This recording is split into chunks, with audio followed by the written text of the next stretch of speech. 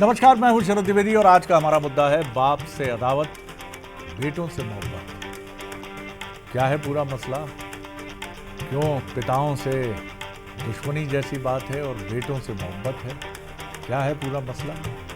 थोड़ा सस्पेंस रहने देते हैं। पहले तो आप देखिए हमारी ये स्पेशल रिपोर्ट, फिर आज का मुद्दा और डिबेट की तरफ हम लौटेंगे। देखिए ये रिपोर्ट।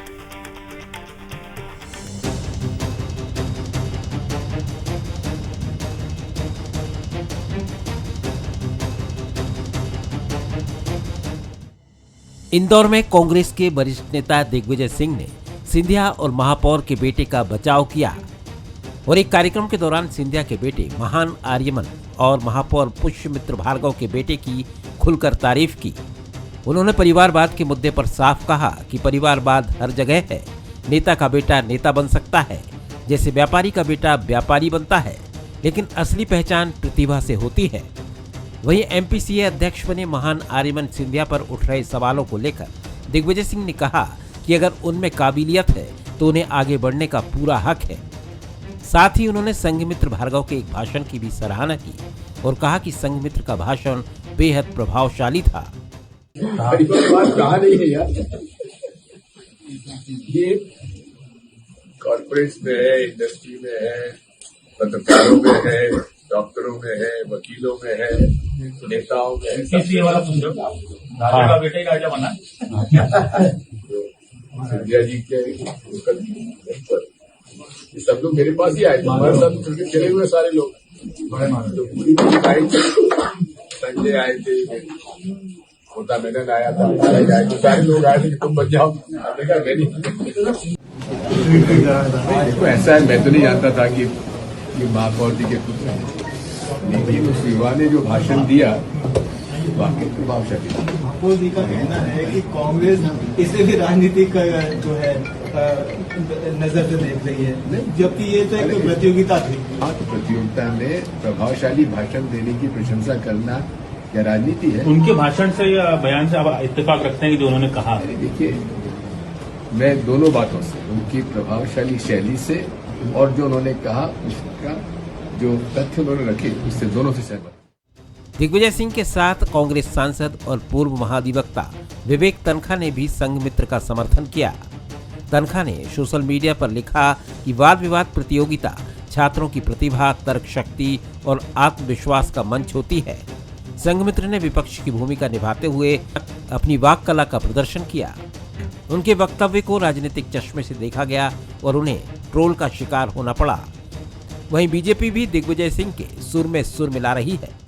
किसी भी परिवार में, चाहे उसके घर में राजनीति हो या राजनीतिक ना हो, और ऐसे में यदि कोई बेटा या बिटिया वाद विवाद प्रतियोगिता हो या तर्क वितर्क हो, उसमें अगर कोई बात कहता है तो मैं समझता हूं कि आलोचना किए जाने के बगैर उस बेटे बेटी को समाज के किसी भी फ्लोर पर, किसी भी प्लेटफॉर्म पर आलोचना कर करके उस बेटे और बेटी की भावनाओं को हम कुंठित ना करें। दरअसल महान आर्यमन के एमपीसीए अध्यक्ष बनने और संघमित्र के भाषण के बाद दोनों को ट्रोल किया जा रहा था। ऐसे में सीएम डॉक्टर मोहन यादव सहित बीजेपी के तमाम नेता उनके सपोर्ट में आए, तो दोनों के पिता से सियासी अदावत होने के बावजूद दिग्विजय सिंह ने बेटों से मोहब्बत का खुलकर इजहार किया। राजनेताओं की एक बड़ी समस्या ये होती है कि हम उन्हें हमेशा राजनेता के तौर पर ही देखते हैं और महसूस करते हैं। अगर कोई राजनेता अलग से कोई बात कह देता है तो या तो वो डिस्प्यूट में चली जाती है और मीडिया की सुर्खियां इस रूप में आ जाती हैं कि बदल गए सुर। क्या कह रहे हैं नेताजी? क्या पार्टी छोड़ने का इरादा है? क्या बीजेपी जाएंगे या कांग्रेस जाएंगे? राजनेता भी एक इंसान है। दिग्विजय सिंह जब ये बात कह रहे हैं कि महाआर्यमन सिंधिया बने हैं, जब डॉक्टर का बेटा डॉक्टर, आईएएस का बेटा आईएएस, लेखक का बेटा लेखक होता है, हर बार जरूरी नहीं है, तो एक राजनेता का बेटा, और अगर उसके पिता भी MP Madhya Pradesh cricket association के चेयरपर्सन रहे हैं तो बेटा क्यों नहीं हो सकता? और जाहिर है जब वो ये बात कहते हैं तो उनके जहन में कहीं जयवर्धन सिंह भी है कि आखिर मेरा बेटा भी तो है। और उसने राजनीति का रास्ता चुना, तो क्या मैं उसके आड़े आ जाता, खड़ा हो जाता कि चीख चीख के कहता कि बिल्कुल नहीं जाना है तुम्हें, नहीं तो सब यही कहेंगे कि पिता के चक्कर में तुम भी आ गए। ये सवाल बहुत बड़ा है, लेकिन राजनीतिक बहस में चाहे कांग्रेस की तरफ उंगली उठती है, चाहे बीजेपी की तरफ उठती है, सवाल ये है कि क्या इंदिरा गांधी सिर्फ जवाहरलाल नेहरू की पुत्री होने की वजह से सफल हो गए?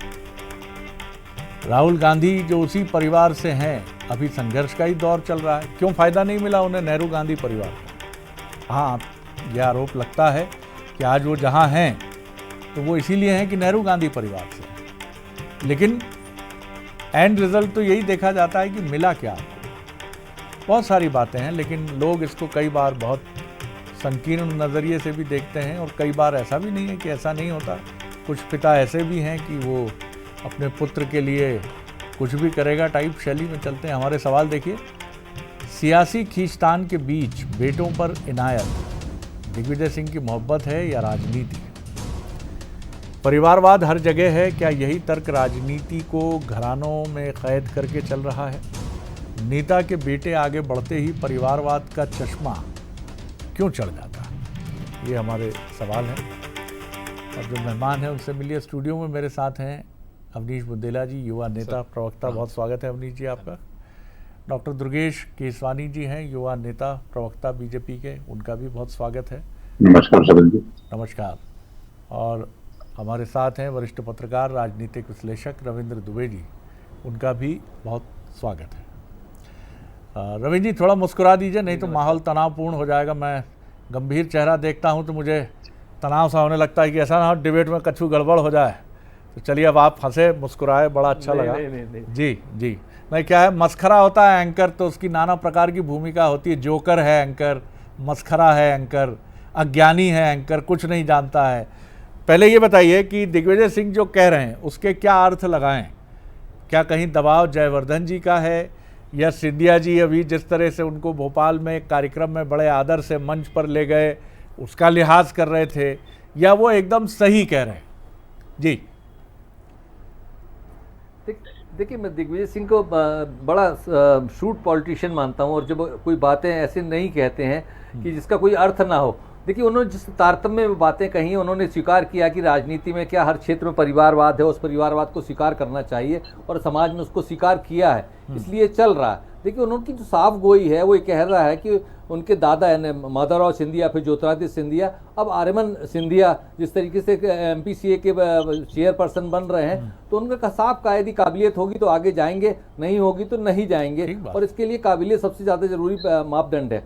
अब रहा सवाल इस बात का कि राजनीति में कहाँ इतनी साफ गोई, मैं नहीं समझता कि इतनी साफ गोई से दिग्विजय सिंह कह रहे हैं या विवेक तनखा कह रहे हैं, इस साफ गोई से कभी भारतीय जनता पार्टी ने इस चीज़ को स्वीकार किया होगा। देखिए, उनके यहाँ भी, भारतीय जनता पार्टी के यहाँ भी बड़े पैमाने पर परिवारवाद है, लेकिन वो स्वीकार नहीं करते कि उनके यहाँ परिवारवाद है। लेकिन कांग्रेस इस बात को स्वीकार भी करते हैं, और सामने वाले की स्वीकृति को भी एक्सेप्ट करते हैं कि उनके वहाँ भी परिवारवाद है। ऐसा होता है राजनीति में, यदि डॉक्टर का बेटा डॉक्टर बनता तो नेता का बेटा नेता क्यों नहीं बन सकता। अब रहा सवाल इसका राजनीतिक परिप्रेक्ष्य में देखना या महापौर के बेटे का भाषण को देखना, तो महापौर के बेटे ने जिस तरीके से भाषण दिया, वो देखिए उसमें नेता प्रतिपक्ष की भूमिका में थे, उन्हें उस तरीके से बोलना चाहिए रहा। हाँ, अब देखिए, राजनीतिक बातें होगी तो राजनीति तो होगी, मीडिया उसको उठाएगा, सोशल मीडिया उसको उठाएगा ही। और यदि उसमें उन्होंने तथ्यों को लिया है जो सोशल मीडिया में पहले से चल रहे हैं, या जो उसको जिस तरीके से उन्होंने अध्ययन करके CAG की रिपोर्ट का जिक्र किया है, या उन्होंने बुलेट ट्रेन का जिक्र किया है, तो यदि उस बातों को लिया तो राजनीतिक मसले हैं, चुनाव का माहौल है, बिहार में चुनाव होने वाले हैं, तो उस मुद्दे का कैश होना था, सोशल मीडिया में वायरल होना था। और आज हम जो किसी विषय पर चर्चा कर रहे हैं, इसलिए चर्चा कर रहे हैं कि वो जन्मा होना, जिस तरीके से लाइक किया गया, शेयर किया गया, जिस तरीके से देखा जा रहा है, इसलिए वो उसके बन गया और वो मुद्दा है। बिल्कुल। लेकिन रविंद्र जी, जो बात आप कह रहे हैं, बीजेपी आखिर क्यों स्वीकार करेगी? जो कांग्रेस पर सबसे बड़ा हमला परिवारवाद का करती है, वो क्यों ये मान लेगी कि हमारे यहाँ भी परिवारवाद है? परिवारवाद निश्चित तौर पर, अगर आप इस रूप में मानते हैं कि परिवारवाद है, तो सारे डॉक्टर्स जो हैं उनके बेटों को हटा दीजिए, माइनस कर दीजिए, कहिए परिवारवाद है मेडिकल में। आप वो क्रिकेटर सुनील गावस्कर का बेटा, सचिन तेंदुलकर का बेटा, इन सब के ऊपर भी लगा दीजिए इल्ज़ाम कि ये परिवारवाद है। अमिताभ बच्चन के बेटे अभिषेक बच्चन पर भी लगा दीजिए। सवाल यह है कि राजनीति में जो हमले हैं उनको जनता भी समझती है कि क्या है कारण, इसलिए लड़ाई अपनी जगह चलती रहे। दुर्गेश जी, किस तरह देखते हैं आप, दिग्विजय सिंह जी से कितने सहमत और असहमत हैं? देखिए, दिग्विजय सिंह जी, शरद जी राजनीतिक व्यक्ति हैं और वो राजनीति, हर बात उनकी राजनीति की होती है। पर मेरा ऐसा मानना है कि जो बच्चों वाला विषय है, चाहे आर्यमन सिंधिया जी का हो जाए, चाहे संघमित्र पुष्प भार्गव जी के बच्चे का हो जाए, बच्चों को मेरे को लगता है कि इस तरह से ट्रोल नहीं करना चाहिए जिस तरह से ट्रोल करना चाहिए। मैं विवेक तनखा जी का साधुवाद दूंगा, जिन्होंने एक कदम आगे बढ़ के राजनीतिक चीजों से हटकर उन्होंने बात की, और रविंद्र दुबे जी ने भी स्पष्ट किया कि दिग्विजय सिंह जी ट्रूड पॉलिटिशियन है, वो बिगर पॉलिटिक्स के कोई बात नहीं करते। मैं आपको ट्रूड पॉलिटिशियन कहूं क्या दुर्गेश जी? आपने भी बहुत बैलेंस बात कही है। दिग्विजय सिंह मैं एक छोटा सा कार्यकर्ता हूं शरद जी, और आपने भी बहुत इंपॉर्टेंट बात कही सर। आपने विवेक तनखा जी को अप्रिशिएट किया है, ये बहुत बड़ी बात है दुर्गेश जी, छोटी बात नहीं। आजकल माफ कीजिएगा, नई पीढ़ी के राजनेताओं के मुंह से तो मैं किसी दूसरी पार्टी के नेता, बीजेपी कांग्रेस की बात करूं तो बहुत मुश्किल होता है सुनना। जी नहीं, तो उन्होंने, विवेक तनखा जी ने एक कदम आगे आकर, वो बच्चे पॉलिटिक्स से हटके बातें हैं, हमारी मजबूरियां, राजनीतिक मजबूरियां, बहुत सारी चीजें हो सकती हैं शरद, पर बच्चों को निश्चित रूप से, चाहे अवनीश बुंदेले जी की बालक हो चाहे मेरा बालक हो, अगर हम उनको अप्रिशिएट नहीं करेंगे तो मुझे लगता है कि हम फील्ड तो एक ही फील्ड में है ना, सब एक ही फील्ड में, अगर बच्चों को अप्रिशिएट किया जाए तो उससे कोई वो नहीं है, और न ही जनता इसको बुरा मानेगी। जनता भी उसकी तारीफ ही करती है कि कहीं ना कहीं इस तरह के मेल जोल, बातचीत बच्चों में होना चाहिए। रही बात परिवारवाद की, तो परिवारवाद के तो हम फ्रॉम द बिगनिंग ऑनवर्ड्स हम खिलाफ है, पर अगर प्रतिभा किसी में, बालक में, बच्चे में, या प्रतिभा के माध्यम से वो आगे आना चाह रहा है तो वो आगे आए। आज उसका स्वागत है, उसको निश्चित रूप से उसको हर पैरामीटर से गुजरकर ऊपर आना पड़ेगा जो एक आम आदमी को होता है। बाकी जो ये आज की जो डिबेट है वो मैं निश्चित रूप से पॉजिटिव रूप में लेना चाहूंगा, क्योंकि वाद विवाद प्रतियोगिता में एक पक्ष में बोलेगा, एक विपक्ष में बोलेगा, एक तर्क देगा, एक वितर्क देगा, तो मुझे लगता है कि इन सब चीजों को, इसको उसी चीज से लेना चाहिए और वहीं पे उन चीजों का इतिश्री हो जाना चाहिए। उसके राजनीतिक मायने, बिहार के चुनाव, इन सब चीजों से मुझे लगता है कि उन बच्चों का उनका कोई आशय नहीं होगा, न उन्होंने उस बारे में बात सोची होगी। उन्होंने एक पक्ष विपक्ष की बात को रखने की बात है, उनका मौका विपक्ष की बातों का रखने का, तो वो रख रहे हैं। बिल्कुल दुर्गेश जी, आपने बहुत संतुलित बात की है आपने, और उस किशोर का कोई दोष नहीं है जिसे ट्रोल किया जा रहा है ये कह के कि बीजेपी के एक सीनियर लीडर और इंदौर के महापौर के बेटे ने बीजेपी की नीतियों या रेल मंत्रालय की धज्जियां बिखेर दी। आखिर आप क्या उम्मीद करेंगे कि एक व्यक्ति जिसे विपक्ष में बोलने का मौका दिया गया, अब वो एक राजनेता का पुत्र है जो बीजेपी में है, एक बड़े पद पर भी हैं, महापौर हैं इंदौर के, तो आप पकड़ लीजिए। आज वो बच्चा अगर किसी तरह, ईश्वर ना करे, कुछ डिप्रेशन की तरफ जाते हैं या परेशान होते हैं, तो आपने एक युवा संभावना को समाप्त कर दिया। बेहतर यही है कि खुद बीजेपी, सबसे महत्वपूर्ण चीज़ है कि बीजेपी के टॉप लीडर्स, और मैं तो आगे बढ़कर ये भी कहता हूँ कि रेल मंत्री जी का भी अगर एक ट्वीट आ जाए कि हमने इस युवा की बातों को सुना है, गंभीरता से सुना है, और हमें अच्छा लगा कि निंदक नियरे राखिए और हम ध्यान देंगे। मैं उनकी सारी बातों से सहमत नहीं हो सकता, लेकिन उनकी कुछ जो बातें हैं उन पर रेल मंत्रालय ज़रूर ध्यान देगा, और मैं अप्रिशिएट करूंगा कि इस बालक ने, किशोर ने इस उम्र में ये बात कही।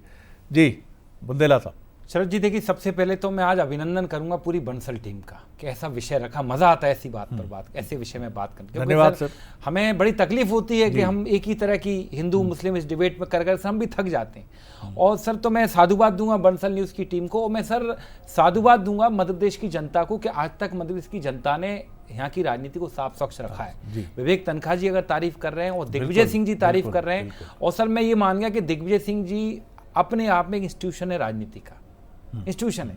क्योंकि सर दिग्विजय सिंह जी, हम जानते हैं दिग्विजय सिंह जी इस तरह की राजनीति कभी नहीं कर सकते कि वो आर्यमन सिंधिया या पुष्पमित्र भार्गव के बेटे पर राजनीति करें। उनने जो कहा साफ गोई से सही कहा कि और हकीकत बात है सर जी, मैं भी इस बात को मानता हूँ, जैसे अगर मान लो दुर्गेश भाई ने कहा दुर्गेश भाई का बेटा है, तो सर जी मेरे लिए भतीजा है वो, मैं उसके साथ कभी राजनीतिक बात नहीं कर, अगर वो, और अगर आप पुष्मित भार्गव जी के बेटे की बात करें सर जी, तो उनने तो कुछ कहा, उनने तो कोई पद पाए नहीं। वो तो आप देखें स्कूल में, कॉलेज में जब डिस्कशन होता है, ग्रुप डिस्कशन होता है, तो उसमें टॉपिक दिया जाता है, उस टॉपिक पे बोले। उस टॉपिक के प्लस भी हो सकते हैं, माइनस भी हो सकते हैं। और मैं निवेदन करता हूं बंसल न्यूज की तरफ से पुष्मित भार्गव जी से कि अपने बेटे पर प्रेशर में आके उसको बिल्कुल समझाइश मत देना। उसने जो कहा ठीक, आप ये हटा दीजिए कि उसने मोदी सरकार के खिलाफ कहा, ये देखिए उसकी योग्यता देखिए आप, कि उसमें डेयरिंग देखिए कि उसने इतने लोगों के सामने डिलीवर किया।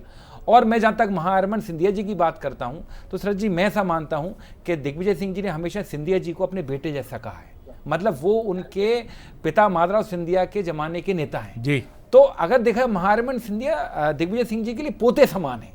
तो मैं बड़ा क्षमा चाहूंगा, मैं दिग्विजय सिंह की तरफ से कहना चाहूंगा, वो इतनी नीची राजनीति कभी नहीं कर सकते। दिग्विजय सिंह को मैं जानता हूं, वो तो बड़े मन के राजनेता हैं। आज भी कई सारे भाजपा के ऐसे नेता हैं, सर कहना ठीक नहीं किसी का, इंदौर में, भोपाल में आप देखें कि जिनके निजी तौर पर, और कई लोग हैं, मैं उपकृत शब्द बहुत गलत होगा, कि दिग्विजय सिंह जी जब अपने राजनीति के चरम पर रहे और आज भी वो किसी की मदद करने में, किसी का भला करने में कभी पीछे नहीं हटते, खुले मन से प्रसन्नता की तरह। और मैं कहता हूं इस तरह की चीज़ों को राजनीति के चश्मे से बिल्कुल नहीं देखना चाहिए।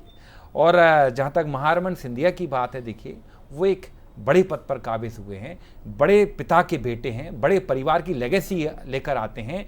इस देश के जो सबसे बड़े राजनीतिक राजशाही घराने हैं उसके वो चिराग हैं, तो उन पर जिम्मेदारी बहुत ज़्यादा है। और सर मैं एक बात करूं, परिवारवाद का जो आपने दो लोगों के नाम लिए, रोहन गावस्कर, अभिषेक बच्चन, सर परिवारवाद का जो वजन होता है बहुत गहरा होता है। अभिषेक बच्चन, रोहन गावस्कर शायद अपने पिता की छाया से लोगों ने उनको अलग होकर देखा ही नहीं, सफल होने के बाद भी अभिषेक बच्चन तो असफल कहलाते। रोहन गावस्कर मानता हूं परफॉर्म नहीं कर पाए। अब सर मैं दो उन बेटों का नाम लूंगा जो अपने बाप से ज्यादा सफल हुए। ऋतिक रोशन अपने बाप से ज्यादा सफल हुआ, ठीक है। एक सर आप युवराज सिंह देख लें, अपने बाप से सफल हुआ। तो सर ये हर जगह आपको उदाहरण देखने मिलेंगे। क्या एक बड़े परिवार के होने के नाते आपको स्टार्टअप मिल सकता है, एक शुरुआत का पुश मिल सकता है, इनिशियल पुश, लेकिन बाद में आपको मेहनत करनी है। और विवेक तनखा जी ने भी एक अच्छे साफ गोई से कहा कि साहब इनको ट्रोल नहीं करना चाहिए, और मैं तो जीवन में नहीं करूंगा। मुझे तो आज बहुत अच्छा लग रहा है कि मैं मध्य प्रदेश की राजनीति में कम से कम यहाँ पे कुछ कर रहा हूं। मुझे सर मध्य प्रदेश छोड़ के कहीं और राजनीति करने नहीं जाना, मैं उत्तर प्रदेश का हूं, लेकिन मैं भगवान मानता हूं कि मध्य प्रदेश में कर रहा हूं। नहीं, बहुत अच्छी बात आपने भी कही। और जहाँ तक ट्रोलिंग की बात है सर, तो सबसे ज़्यादा हम एंकर ट्रोल होते हैं। और कई बार जब मैं पढ़ता हूँ कमेंट्स जब हमारे शो के बाद, तो ऐसा आनंद आता है, मैं सच बता रहा हूँ आपको, मुझे बहुत आनंद आता है, क्योंकि ऐसी धुलाई होती है उसमें कि अरे कन्नी बांधो रे इसको, एक तरफ झुका हुआ पूरी तरह, ठीक करो इसको, दुरुस्त करो। और मैं जब नाम पढ़ने की कोशिश करता हूँ तो बहुत दिलचस्प नाम होता है, ब्लैक थंडर @फलाफला.com। अब ये ब्लैक थंडर, काला तूफान कौन है भैया जो तूफान मचा रहे हैं कि एंकर के कान पकड़ के ठीक करो रे, एक तरफ झुका हुआ है रे, ठीक करो रे इसको। तो भैया ट्रोलिंग बहाना है सिर्फ एक परेशान करने का। ट्रोलर आर्मी है जो रखी जाती है, जिसका काम ही यही है। कोई समझदार आदमी कभी भी इस तरह की चीज़ें किसी के भी विरुद्ध नहीं लिखेगा। तो ये ट्रोलर आर्मी है कुछ सेंसिबल लोग। एक शो कपिल शर्मा का है, उसमें जिस तरह के विवरण आते हैं वो बताते हैं कि लोग बहुत दिमाग से भी कमेंट करते हैं, लेकिन वो अपने नाम से करते हैं। ये ब्लैक थंडर और पीला तूफान और ये और वो सब, ये सब फालतू की बातें हैं। दुबे जी, राजनीति का वो स्वरूप भी हमने देखा है जब दिग्विजय सिंह जी ने पूरी बीजेपी की कार्य समिति को सीएम हाउस बुला लिया था जब वो मुख्यमंत्री थे। लेकिन इसका ये अर्थ नहीं है कि बहुत बड़ा काम हो गया था।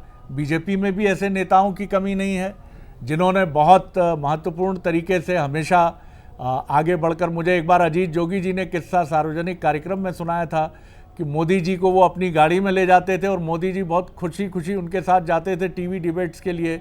और अक्सर ये भी बात होती थी कि मोदी जी कहते थे जोगी जी भूख लगी है, चलिए कहीं डोसा खाते हैं।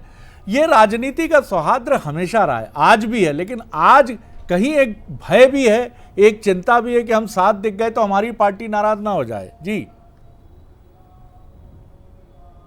देखिए, राजनीति में व्यक्तिगत संबंध अलग बात है और व्यक्तिगत संबंध हमेशा होना ही चाहिए। राजनीति में वैचारिक मतभेद है, उसका मनभेद नहीं होना चाहिए। तो राजनीति में जब जिस तरीके से हम लोग काम करते हैं या पत्रकारिता में काम करते हैं, तो एक सामने वाले अखबार में काम करता है, हम दूसरे अखबार में काम करते हैं, हम कंपटीशन होते हैं। कई बार हमारा दिल अपने अंदर से कहता है कि सामने वाले ने बहुत अच्छी खबर की। आज आपका चैनल देख के कोई कहता होगा साहब आपके चैनल पे बहुत अच्छी डिबेट हो रही है, अच्छे सवाल पूछे गए, वक्ताओं ने अच्छा किया, विश्लेषक ने अच्छा काम किया। तो जिस तरीके से राजनीति में पत्रकारिता में होता है, सेम स्थिति राजनीति की भी है। तो राजनीति के लोगों को देखना चाहिए कि उनके व्यक्तिगत संबंध कहीं खराब ना हो, व्यक्तिगत मतभेद जो है वो सार्वजनिक ना हो। हाँ, लेकिन राजनीति में प्रतियोगिता होना चाहिए, और जब खुली प्रतियोगिता होती है तो स्वस्थ माहौल बनता है। राजनीति भी एक खेल है और उसको खेल की भावना से देखिए, एक जीतता एक हारेगा, एक सत्ता में रहेगा एक सत्ता से बाहर रहेगा, लेकिन इसका मतलब ये नहीं कि किसी के निचले स्तर पर प्रहार करने लगे, निचले स्तर की बयानबाजी होने लगे, निचले स्तर पर ट्रोल किया जाने लगे। ये बिल्कुल गलत बात। देखिए, जो महापौर के बेटे भार्गव जी के बेटे के बारे में बात हो रही है, इंदौर के बेटे में भाषण को लेकर, देखिए उसमें उन्होंने जिस तैयारी से भाषण दिया, वो तैयारी की प्रशंसा होना चाहिए। जिस मंच से उन्होंने बात कही, जिस पर मुख्यमंत्री बैठे हों, विधानसभा अध्यक्ष बैठे हो, कई मंत्री बैठे हों, उनके पिताजी स्वयं बैठे हों, और उसके बाद वो भाषण डिलीवर कर रहे हैं, वो भाषण ऐसा डिलीवर कर रहे हैं जैसे कोई वाकई में विपक्ष का नेता बोल रहा हो। तो साहस की सबको तारीफ करना चाहिए। और देखिए, वो जो देखा जा रहा है या चर्चा में आ रहा है या हम सब चर्चा कर रहे हैं, उसकी वजह है वो जो साहस के साथ उन्होंने बोला, उस साहस की प्रशंसा हो रही है और साहस को के तौर पर देखा जा रहा है, तो हमको उसकी प्रशंसा करना चाहिए। अब रहा सवाल राजनीति का, तो राजनीति में भी बहुत अच्छे लोग हैं और बहुत बुरे लोग भी हैं। तो समाज में जैसा समाज है वैसा राजनीति है, और उसे हमें स्वीकार करना चाहिए। देखिए, महत्वपूर्ण बात यही है कि अच्छा और बुरा क्या है। जब हम कई बार, माफ़ कीजिएगा, जब हम नाम लेते हैं कि ये अच्छा है, तो दूसरा जो उसको अच्छा नहीं मानता है वो बायस्ड हो जाता है। कैसे कह दिया साहब आपने अच्छा है? हम बताएं आपको कितनी खामियां हैं, बात बीजेपी की हो या कांग्रेस की हो। आप किसी एक नेता की तारीफ कर दीजिए, दूसरी विचार से जुड़ा हुआ व्यक्ति आलोचना करेगा। यही कठिन, क्या पंडित दीनदयाल उपाध्याय जी कहीं देश के विरुद्ध सोचते थे? श्यामा प्रसाद मुखर्जी ने क्या कोई गलती कर दी थी कि जो कश्मीर में प्रदर्शन किया? लेकिन जो विरोधी विचारधारा है वो ऐसा प्रस्तुत करती है कि नहीं साहब, सारे खानदानी लोग तो हमारे यहाँ थे। फिर वही जवाब बीजेपी की तरफ से आता है कि साहब आपके यहाँ जो लोग थे वो तो गड़बड़ थे, हमारे यहाँ जो लोग थे वो अच्छे थे। क्या ये अच्छा नहीं है कि सारे लोग जिन्होंने देश के लिए सोचा, अपनी दृष्टि अपने विचार से सोचा, हम इसी से असहमत हैं साहब कि आप तो हमारे विचार से सोचो। ये लोकतंत्र नहीं है भाई साहब, बिल्कुल नहीं है लोकतंत्री। वामपंथी सोच भी इस देश में पनपी है, जैनिज्म भी पनपा है, बौद्धिज्म भी पनपा है, इस्लाम भी आया है, तमाम चीज़ें रही हैं। और यही इसीलिए तो हम कहते हैं, कुछ बात है कि हस्ती मिटती नहीं हमारी। सबका सम्मान करिए, सबके साथ चलिए और लड़िए, जमकर लड़िए, जनता के मन पर छा जाइए और जो चाहे वो करिए, मतलब जीतिए, अपनी सरकार बनाइए। बीजेपी के लिए भी मैदान खुला है, कांग्रेस के लिए भी खुला है। बहुत शुक्रिया आप सभी मेहमानों का।